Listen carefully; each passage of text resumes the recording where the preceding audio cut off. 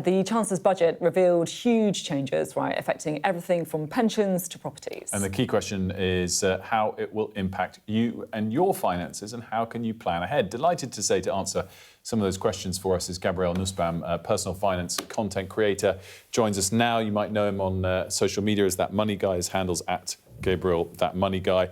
And you join us with your, how many followers? 1.6 million followers. Amazing. Kudos, mate. People really follow you. It's really impressive. and it helps us because I know you've been doing lots of engagement yesterday afternoon and this morning with your followers. What's been the number one question they've had for you?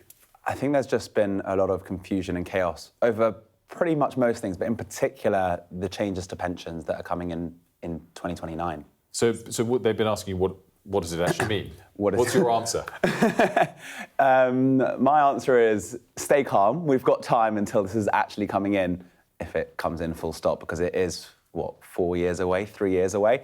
But the questions are, what does it mean? Is it going to affect me? What are the numbers we're talking here? Should I change my strategy with my pension? People are just trying to optimize it, and they think it's happening now because that is the headline. They think it's happening literally from today. And it's super important with a lot of these announcements to stress the dates they're coming in at, because it allows people time to actually start to understand it.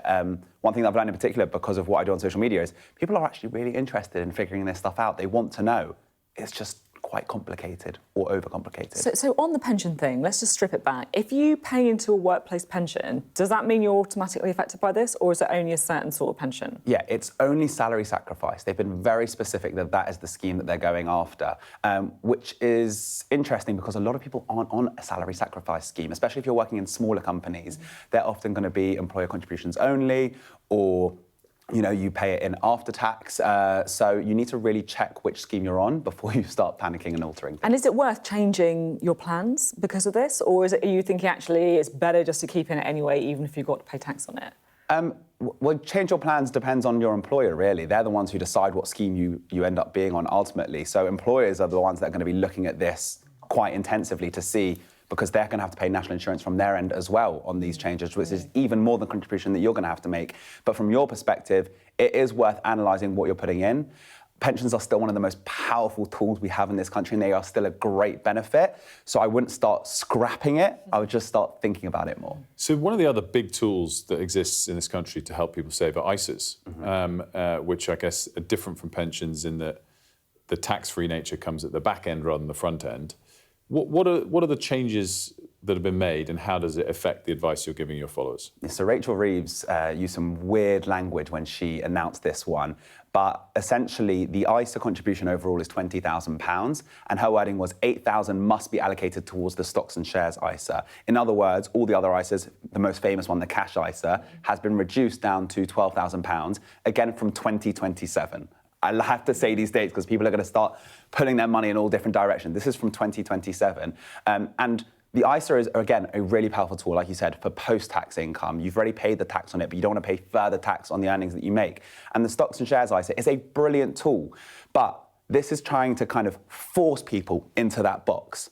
And I love it. I think the stocks and shares ISA is amazing. But you don't get what you want by forcing people in that direction. People don't invest because they've been told to invest. They invest when they feel comfortable, when they understand it, when they know the kind of ins and outs, and they make the decision for themselves. What you're going to do, actually, with this policy, I think, is that you're going to force more people into paying tax on their savings through normal savings accounts outside of ISAs. Yeah, I think this is the thing about the stocks and shares versus the cash, because people are going to have totally different, attitudes to the word stocks and shares. Some people will be like, right, this is great, let's make a bit of money, this is, I can reduce my risk profile if I want, this sounds brilliant. Other people are going to be like, stocks and shares, that sounds scary, that's not me. We're a good yin and yang point of view on this. Yeah, so what would you say to people who are a bit scared of I think this is exactly my point. They've kind of flown into this thinking this is going to be the godsend answer to get more people investing in this country, which more people should be investing. But ultimately, like you said, this is not changing the names and it's not changing people's education. So someone's not going to go, oh, my cash ISA limit has been reduced. I think I'm ready to start investing off the back of that. They're probably going to go, all right, what's the best? Premium bonds, savings accounts? That's where my logic would go if I was in that position. Yeah, and at the same time, obviously, with the pension changes, if the policies are meant to push more into the stock market, you're not sure that both together will do that. Final question with sort of 30 seconds to go. Do you get big questions from people about some of the other measures, the measures overall? And if so, what's the gist of the feedback you're getting from your followers? The gist of the feedback that I'm getting is this has been pure chaos. There have been so many announcements. I think I was writing my notes yesterday and I got to 15 or 20 and I just stopped because I was like, enough is enough. I think that the overall sentiment is I'm so happy that people are engaged and asking questions. That's great. You've got time to figure this stuff out for most things. Some changes coming in 2026. But overall, don't panic. Look at what's going on. Keep learning. And ultimately, you will be paying more tax, but things will be okay.